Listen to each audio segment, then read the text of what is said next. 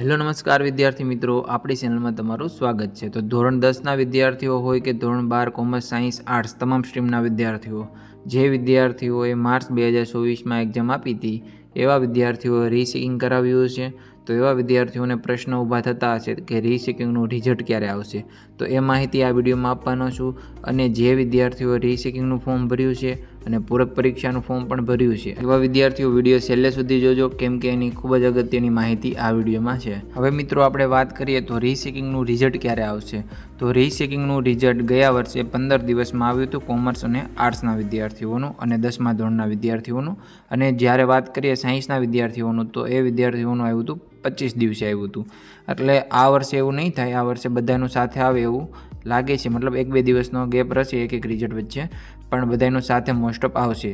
હવે રીચેકિંગનું રિઝલ્ટ 15થી 20 દિવસમાં તો આવશે, પણ જે વિદ્યાર્થીઓ પૂરક પરીક્ષાનું ફોર્મ ભર્યું છે અને રીચેકિંગનું ભર્યું છે, હવે એ રીચેકિંગમાં પાસ થઈ ગયા તો પૂરક પરીક્ષા આપવાની, તો રીચેકિંગમાં પાસ થઈ ગયા હોય તો પૂરક પરીક્ષા આપવાની રહેતી નથી। પણ તમે ફોર્મ ભર્યું છે તો સારું કહેવાય, પણ એની સાથે તમને એક માહિતી આપી દો, જે વિદ્યાર્થીઓ છે 10મા અને 12મા કોમર્સ અને આર્ટ્સ મતલબ સામાન્ય સ્ટ્રીમના વિદ્યાર્થીઓ, એ વિદ્યાર્થીઓને રીચેકિંગનો મતલબ તમને મેં વિડીયો બનાવીને જણાવી દીધો છે। રીચેકિંગમાં આખું પેપર જોવામાં આવતું નથી, માત્ર ટોટલ જ ગણવામાં આવે છે।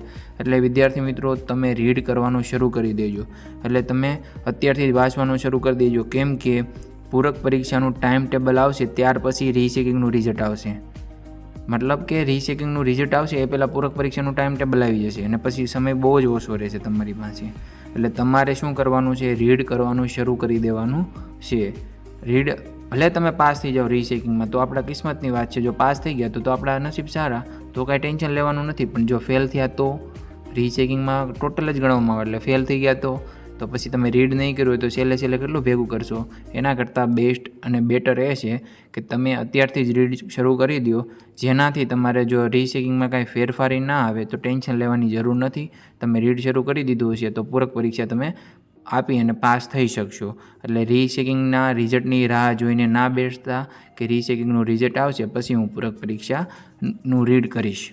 પાસ થઈ ગયો તો રીડ નથી કરવાનું, ને જો ફેલ થયો તો રીડ કરવાનું શરૂ કરી દઈશ, એવી રાહ ના જોતા। પછી જેમ અત્યારે ફેલ થયા છો ને ટેન્શન તમને બહુ થાય છે એવું ટેન્શન ફરીથી થશે, એના કરતાં બેટર એ છે કે રીડ તમે શરૂ કરી દો। તો પૂરક પરીક્ષાના વિદ્યાર્થીઓ માટે ઓલ ધ બેસ્ટ એડવાન્સમાં। અને વિદ્યાર્થી મિત્રો વિડીયો પસંદ આવે તો વિડીયોને લાઇક કરી દો, અને જો તમે 10મા અને 12મા ધોરણમાં હજુ છો તો તમે ચેનલને સબસ્ક્રાઈબ કરી દેજો, કેમ કે તમારા માટે અવનવા વિડીયો આવતા રહેશે અને તમારી બધી જાણકારી અહીં તમને મળી રહેશે।